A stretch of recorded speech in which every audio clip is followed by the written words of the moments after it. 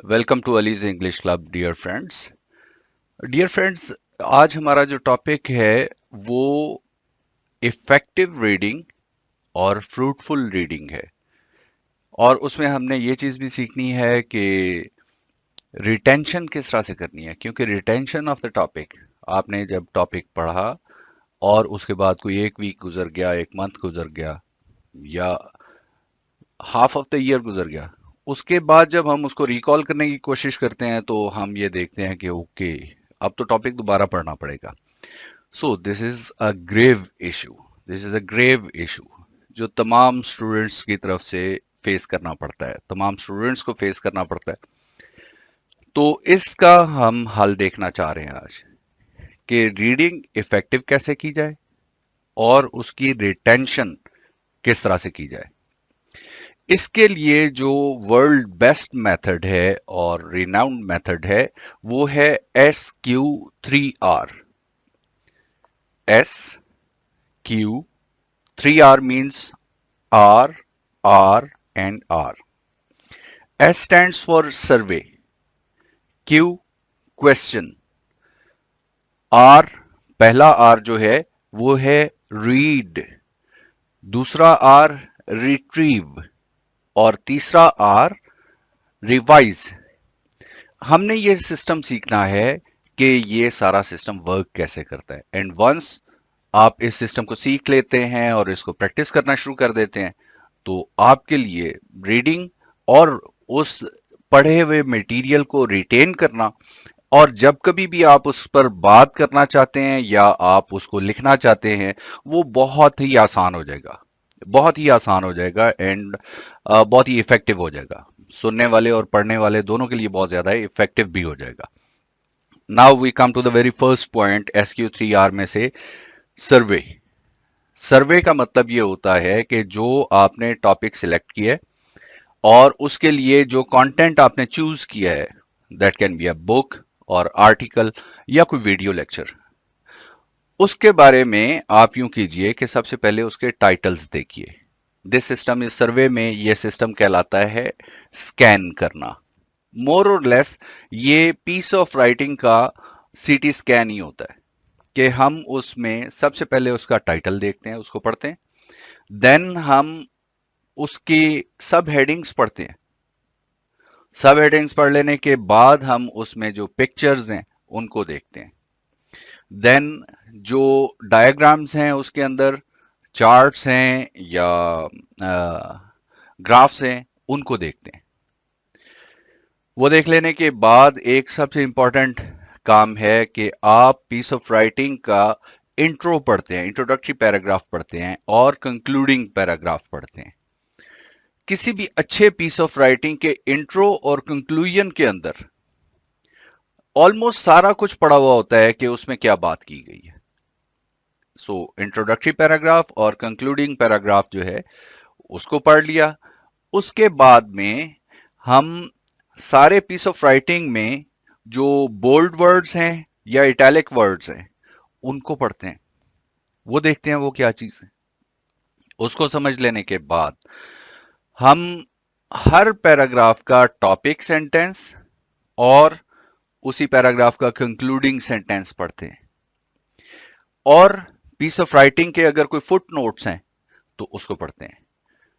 इससे होता क्या है कि आपको पूरे पीस ऑफ राइटिंग का एक ओवरव्यू मिल जाता है, एक ओरिएंटेशन मिल जाती है कि ये पीस ऑफ राइटिंग हमें बता क्या रहा है, इससे हम क्या कुछ एंटिसिपेट कर रहे हैं और क्या कुछ हमें सीखने को मिलेगा।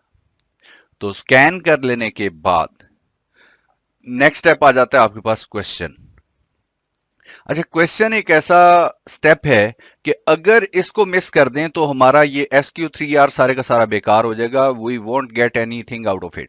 This is so important. अब क्वेश्चन का तरीकेकार क्या है, उसमें यह है कि आप अपने टाइटल को क्वेश्चन में कन्वर्ट कर लें, उसके बाद जो सब हेडिंग्स हैं उनको क्वेश्चन में कन्वर्ट कर लें, देन जो चार्ट्स और डायग्राम्स हैं या पिक्चर्स हैं उनको क्वेश्चन में कन्वर्ट कर लें, और इम्कानी तौर पर आपके माइंड में उस टॉपिक पर जो भी क्वेश्चन आता है उसको नोट कर लीजिए। एंड ऑन टॉप हमें जो पास्ट पेपर में उससे रिलेटेड क्वेश्चंस होते हैं वो भी नोट करने होते हैं। अच्छा, इस सारे सिस्टम का, ये क्वेश्चन वाले प्रोसेस का फायदा क्या होता है हमें? देखिए, अगर हम इसके बगैर पीस ऑफ राइटिंग को पढ़ते हैं तो हम एमलेसली उसके अंदर घूम रहे होते हैं कि बस घर से निकल पड़े, जाना हमें पता ही नहीं कि जाना कहां है। तो क्वेश्चंस बना लेने से आपका गोल सेट हो जाता है कि इसमें मैंने क्या सीखना है। आप मुकम्मल तौर पर you are fused with the piece of writing. मुकम्मल तौर पर पीस ऑफ राइटिंग के साथ आप यकजान हो जाते हैं और उसके ऊपर फोकस हो जाते हैं। आपको कंप्लीट ओरिएंटेशन, आपको कंप्लीट अंडरस्टैंडिंग होती है कि मैंने इसमें से सीखना क्या है। And this is the most important point कि learning that is something else, excuse me, not learning, मैं कहना चाह रहा हूं कि knowledge, yes, that is the most appropriate word. Knowledge is something else and understanding is something else. हमें कोई भी चीज पढ़नी या देखनी होती है तो वो नॉलेज के पॉइंट ऑफ व्यू से नहीं हमें देखना होता। नॉलेज मीन्स कि आप तोते को सिखा देते हैं कि मियां मिठू चूरी खानी है और वो सारा दिन मियां मिठू चूरी खानी है लगा रहता है, ठीक है, दैट इज नॉलेज, जिसकी एप्लीकेशन पता ही नहीं उसे। और अंडरस्टैंडिंग का मतलब यह होता है कि आप उसका ईच एंड एवरी एस्पेक्ट, हर बिट एंड पीस से वाकिफ होते हैं उससे, और आप उसके ऊपर बात कर सकते हैं, आप उसके ऊपर लिख सकते हैं। सो ये स्टेप जो क्वेश्चन का है, ये हमें इस तरह से फोकस कर देता है उस टॉपिक के ऊपर कि हम उसकी नॉलेज को एक्वायर करने के लिए तैयार हो जाते हैं, मुकम्मल तौर पर फोकस हो जाते हैं टॉपिक के ऊपर। सो this is the most important point. इसके बाद प्रोसेस स्टार्ट होता है रीडिंग का। अब हमने पढ़ना है, तो पढ़ने का तरीका क्या है? राइट फ्रॉम द बिगिनिंग अपने क्वेश्चंस को अपने माइंड में रखकर, एमलेसली नहीं, क्वेश्चंस को माइंड में रखते हुए आपने उसको पढ़ना शुरू करना है। और जहां भी आपको अपने क्वेश्चन से रिलेटेड कोई इंपॉर्टेंट इंफॉर्मेशन मिलती है उसको हाईलाइट कर लें, एंड मच बेटर कि उसके लिए नोट्स बना लें। नोट्स बनाने का जो प्रोसेस है वो मैं इस वीडियो में डिस्कस नहीं कर रहा, वो इंशाल्लाह अपकमिंग वीडियो में हम डिस्कस करेंगे। नोट्स बना लेने के बाद राइट फ्रॉम द बिगिनिंग और एंड तक आपने पढ़ लिया और साथ में नोट्स बना लिए। ये रीड फर्स्ट आवर जो है हमारा वो क्लियर हो गया। इसके बाद बात आ जाती है एक और इंपॉर्टेंट स्टेप की, नेक्स्ट इंपॉर्टेंट स्टेप की, वो है रिट्रीव। कि आपने जो कुछ माइंड में इनपुट दी है अब उसकी आउटपुट भी लें, क्योंकि अगर आप सिर्फ इनपुट ही लेते चले जाएंगे एंड यू डोंट नो कि उसको आउटपुट की फॉर्म में कैसे लेके आना है, एंड आपकी प्रैक्टिस ही नहीं है। हमारा माइंड एक समुंदर है, आप उस समुंदर में चीजें फेंकते चले जा रहे हैं, हीरे कलेक्ट करके पीस ऑफ रीडिंग्स के अंदर से और अपनी ऑब्जर्वेशंस के अंदर से हीरे कलेक्ट करते हैं और उस समुंदर में फेंकते चले जा रहे हैं।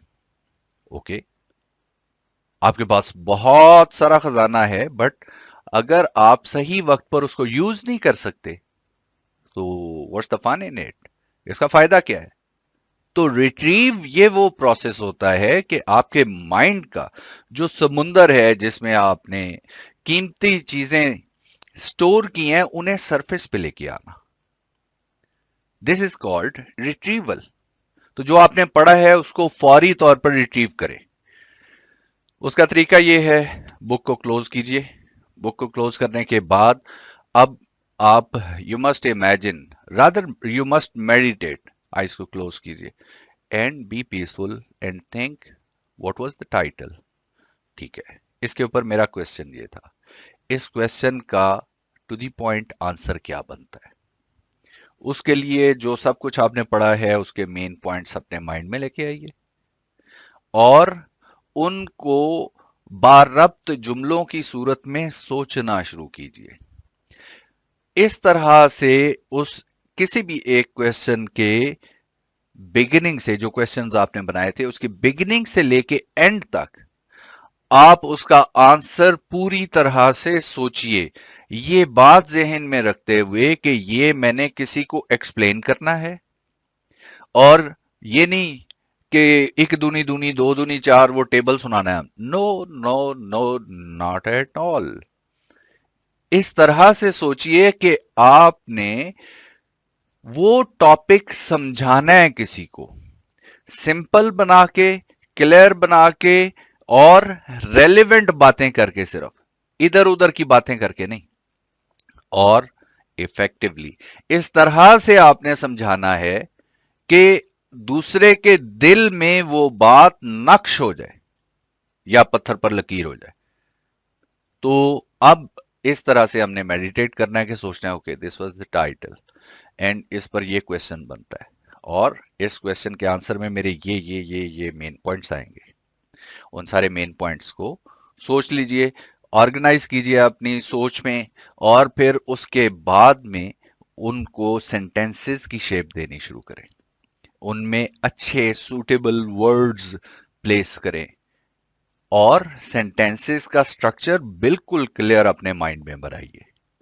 बाय द वे, ये वीडियो जो मैंने रिकॉर्ड किए इसको इसी तरह से ही किया, टॉपिक को पढ़ा है, उसके बाद इसके ऊपर मैंने सोचा कि क्या कुछ क्वेश्चंस हो सकते हैं, फिर उसके बाद मैंने इसको पढ़ा है, फिर पढ़ने के बाद इसके ऊपर आवर्स आफ्टर आवर्स मेडिटेट किया है, and I did my best कि मैं इस तरह के सेंटेंसेस और इस तरह का स्ट्रक्चर बनाऊं कि आपको आसानी से समझ आ जाए और ज़हन नशीन हो जाए, आपको टॉपिक दोबारा पढ़ना ना पड़े, जो इंशाल्लाह नहीं पढ़ना पड़ेगा। Okay, coming back to the point, retrieval में आप ईच क्वेश्चन को right from the beginning end तक अच्छे सेंटेंसेस में जो बारब्त हों, सीक्वेंस में हों, क्लियर हों और इफेक्टिव हों, उसमें आप मेडिटेट करके सोचें। ठीक है, उसका ऑब्जेक्टिव ये होना चाहिए कि आप किसी को भी वो समझा सकें या उसके ऊपर आप लिख सकें। This is called retrieval. अब रीडिंग का प्रोसेस मुकम्मल हो गया, और ये रीडिंग किस तरह की है? ये रीडिंग विद कॉम्प्रिहेंशन है, यानी टॉपिक की अंडरस्टैंडिंग के साथ आपने रीडिंग की है। Reading only for the sake of reading, इस तरह की रीडिंग नहीं है कि हम आवर्स आफ्टर आवर्स पढ़ते हैं और उसके बाद किसी को कह दिया जाए आओ यार 5 मिनट इस पे बात करो, तो वो लर्जा तारी हो जाए। No, it's not like that. अब आपने जो रीडिंग की है वो रीडिंग इस तरह से है कि आप उस पर बात भी कर सकते हैं, आप उसके ऊपर लिख भी सकते हैं। अब मसला आ जाता है रिटेंशन का, कि जब कभी भी हमें जरूरत पड़े हम उसे अपनी मेमोरी में से क्विकली लेके आए सरफेस के ऊपर, और उसको एक्सप्लेन कर सकें, उसको एक्सप्रेस कर सकें, और लिखना हो तो लिख भी सकें। अब ये पॉइंट आ गया। इसके लिए तरीकेकार ये होता है, साइकोलॉजी हमें ये कहती है कि जब भी आप कोई चीज ऑब्जर्व करते हैं या पढ़ते हैं या देखते हैं, तो वो आपकी मेमोरी का हिस्सा बन जाती है फॉर ओनली 24 आवर्स। 24 घंटे के लिए वो आपकी मेमोरी का हिस्सा है, और 24 घंटे के बाद वो फेड आउट होनी शुरू हो जाएगी। Now this is the point to be very careful. इसका मतलब ये है कि आपने जो पढ़ा है, मंडे को आपने कुछ पढ़ा है, ट्यूसडे को आपने उसको रिवाइज करना है। अब रिवीजन का मतलब ये नहीं है कि आप वो पूरा पीस ऑफ राइटिंग पढ़ें। आपने जो नोट्स बनाए उन नोट्स को एक नजर देखिए एंड रिकॉल, रिट्रीव करें उसे, और अब वो 24 घंटे के बाद जो आपने रिवाइज किया है, अब वो आपकी मेमोरी का हिस्सा बन जाएगा फॉर अ वीक, और आफ्टर अ वीक वो फेड होना शुरू हो जाएगा। इसका मतलब है वी नीड अनदर रिवीजन। तो जो आपने मंडे को पढ़ा है वो आपने अपकमिंग मंडे को रिवाइज करना है। तो रिवीजन का दूसरा स्टेप आ गया। जब हम वीक के बाद रिवाइज कर लेते हैं। पहले हमने 24 आवर्स के बाद रिवाइज किया, अब हम एक वीक के बाद रिवाइज कर रहे हैं। एक वीक के बाद जब हम रिवाइज करते हैं तो वो हमारी मेमोरी का हिस्सा बन जाता है फॉर 1 मंथ। 30 डेज के लिए वो हमारी मेमोरी का हिस्सा होता है। अब जब मर्जी सोए हुए उठा के आपको पूछ लिया जाए, you can answer that question. लेकिन आफ्टर 1 मंथ फिर वो फेड होना शुरू हो जाता है। तो इसका मतलब ये है कि जो कुछ हमने पढ़ा होता है उसको आफ्टर 1 मंथ हमने फिर रिवाइज करना है अपने नोट्स के साथ, की पॉइंट्स के साथ। 1 मंथ की रिवीजन का नतीजा ये निकलता है कि वो हमारे लिए 3 मंथ्स की मेमोरी बन जाती है, एंड आफ्टर 3 मंथ्स वो फेड होना शुरू हो जाती है। तो आपकी सारी मेहनत जाया हो जाएगी अगर आप आफ्टर 24 आवर्स रिवाइज नहीं करते, अगर आप आफ्टर अ वीक रिवाइज नहीं करते, और आफ्टर अ वीक आपने रिवाइज किया तो आफ्टर अ मंथ रिवाइज नहीं करते, और आफ्टर अ मंथ रिवाइज किया है तो आफ्टर 3 मंथ्स अगर आप रिवाइज नहीं करते तो सारी मेहनत जाया हो जाएगी। सो 24 आवर्स के बाद रिवाइज करना है, देन हमने रिवाइज करना है एक वीक के बाद, देन हमने रिवाइज करना है एक मंथ के बाद, एंड देन हमने रिवाइज करना है after 3 months. When you revise after 3 months वो आपकी 1 ईयर की मेमोरी बन जाती है कि पूरे 3 मंथ्स की रिवीजन के बाद आपको 365 डेज में किसी भी वक्त पूछ लिया जाए, you can answer. So this is how हम रिवीजन करते हैं। तो SQ3R मेथड क्या हुआ कि हमने जो टॉपिक सिलेक्ट किया उसका सर्वे करना है थ्रू स्कैनिंग, फिर उसके बाद हमने उस पर क्वेश्चंस बनाने हैं, फिर उसके बाद हमने रीडिंग करनी है और नोट्स बनाने हैं, देन हमने उसको रिट्रीव करना है, रिकॉल करना है, अपनी सरफेस मेमोरी में लेके आना है, उसको अल्फाज की शक्ल में ढालना है, ठीक है, और बारब्त बनाना है, देन रिवीजन। तो ये वो मेथड है जो सबसे इफेक्टिव मेथड है और आपके लिए बेहतरीन रिजल्ट्स लेके आएगा। और सबसे इंपॉर्टेंट चीज हम मिस कर गए हैं, वो क्या है? वो है इस पर अमल भी करना है, जो सबसे इंपॉर्टेंट मसला होता है। हम पढ़ते हैं, हम देखते हैं, बट हम उस पर अमल नहीं करते। तो अमल भी करना है, this is the most important thing. ये नहीं कि SQ3R टेक्निक आपने ओके लव सीख लिया, दैट्स इट। तो उस पर अमल भी करना है, क्योंकि यही आईने कुदरत है, यही उस्लूब फितरत है, जो है राहे अमल में गामजन महबूब फितरत है। So thank you very much, stay tuned. इंशाल्लाह ताला नेक्स्ट वीडियो हम प्रिपेयर करेंगे कि नोट्स कैसे बनाने, और उन नोट्स को हमने फैक्ट बुक की शक्ल में कैसे लेके आना है, ताकि हम एग्जाम से पहले जब रिवीजन करें, रादर रिवीजन जो डेली रिवीजन है, वीकली है, मंथली है और क्वार्टरली रिवीजन है, वो हम किस तरह से कर लें, और एग्जाम से पहले हम एक क्विक रिव्यू करें उसको, और क्विक व्यू दें उसे, और हमारे सारे टॉपिक की, हमारे सारे सब्जेक्ट की रिवीजन हो जाए। तो इंशाल्लाह ताला उस वीडियो के साथ मुलाकात होगी। Thank you very much. इस पर कमेंट जरूर कीजिएगा, सजेशंस जरूर दीजिएगा। वो चीज जो है वो मुझे हेल्प करती है कि मैं नेक्स्ट वीडियो में कौन से एस्पेक्ट्स आपके लिए ज्यादा बेहतर करके लेके आऊं। सो टेक केयर, अल्लाह हाफिज।